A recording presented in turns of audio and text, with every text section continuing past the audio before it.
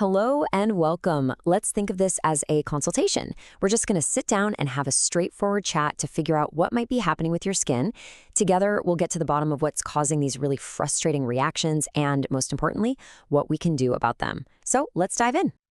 You know the feeling, right? You get this patch of red, itchy skin. Maybe it stings a little, and you just have no clue where it came from. It's incredibly frustrating, for sure, but you're in exactly the right place to start getting some real answers. And so often, the culprit is something that's hiding in plain sight. It's a reaction to something you handle literally every single day. Your watch, your belt buckle, heck, even your phone. What's so confusing for so many people is that you might have used this item for years with zero issues, and then, suddenly, one day, your body just decides it's had enough. Okay, so let's get on the same page. We'll start by defining exactly what we're dealing with here. Really understanding the condition is always the first step to getting it under control. At its heart, it's actually pretty simple. Your skin is reacting to something it touched. But, and this is a big but, it's not just one kind of reaction. It could be a direct irritation, like from a harsh cleaning product, or it could be a much more complicated allergic response that's actually coming from your own immune system. Our first job is to figure out which of those two it is. So, do any of these sound familiar?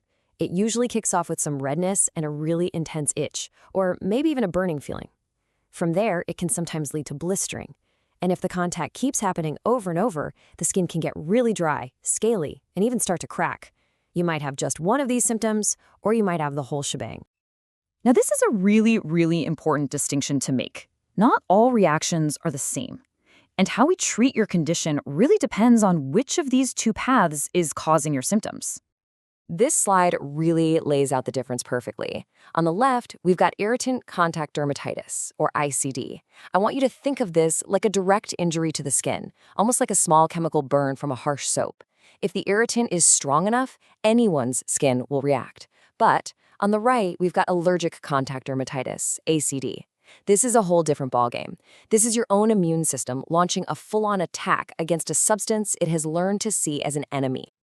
And this explains why an allergic rash can be so baffling. It doesn't pop up right away. The very first time you touch something, like, say, nickel in a piece of jewelry, absolutely nothing happens. But behind the scenes, your immune system is taking notes, creating these little memory cells. It's only on the next exposure that those memory cells sound the alarm, and that's what causes the rash to appear a couple of days later.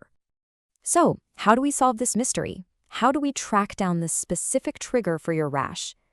Honestly, it's a bit like detective work, and it's something we have to do together.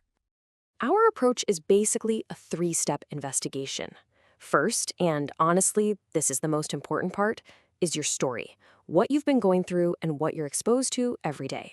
Second, I'll take a really close look at the rash itself, because its location and appearance give us a lot of clues. And finally, if we suspect an allergy, we've got a fantastic test to confirm it. Now, this is a quote from a real case. It says the patient developed pruritic eruptions, which is just the medical term for itchy rashes, around her neck and earlobes when she wore costume jewelry. A single clue like that from the your story part of our investigation is huge. It points a big flashing arrow directly at a likely nickel allergy, which is super common in that kind of jewelry. And that's why the context of your life is everything. What do you do for work? What are your hobbies? One of the key questions I always ask is, does your rash get better when you go on vacation? The answers help us build a map of your world and really narrow down the list of potential culprits. Now, if we do suspect an allergy, this is how we prove it. We apply these little patches with tiny amounts of common allergens onto your back. We leave them for a couple of days, then take them off and see what happened. If there's a reaction under one specific patch, boom, we know exactly what you're allergic to.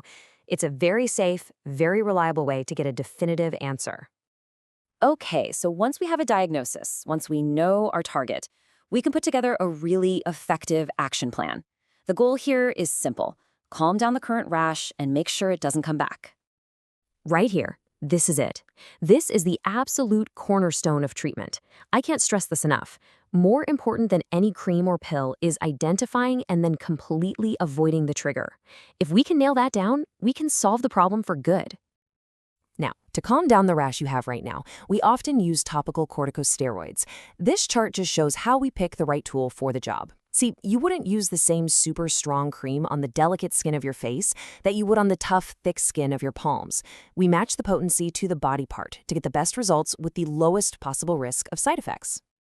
And hey, steroid creams aren't our only option. For sensitive areas, we've got some great non-steroidal choices. For really severe cases like a bad run-in with poison ivy, a short course of oral steroids might be what you need.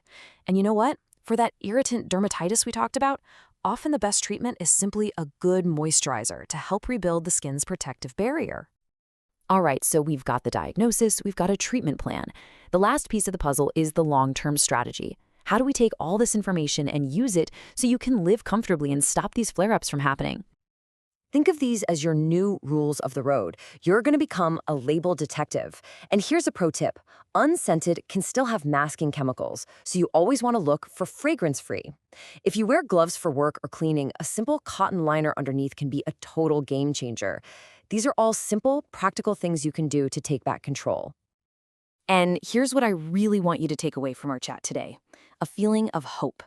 This condition is no doubt frustrating, but I promise you, once we find the cause, the outlook is excellent. With contact dermatitis, knowledge really is power. So I'll leave you with that question. I want you to start thinking like a detective in your own daily life. Take a closer look at your jewelry, your soaps, your workspace, your hobbies. The answer is in there somewhere, and by finding it, you can take back control of your skin's health. Thank you for your time.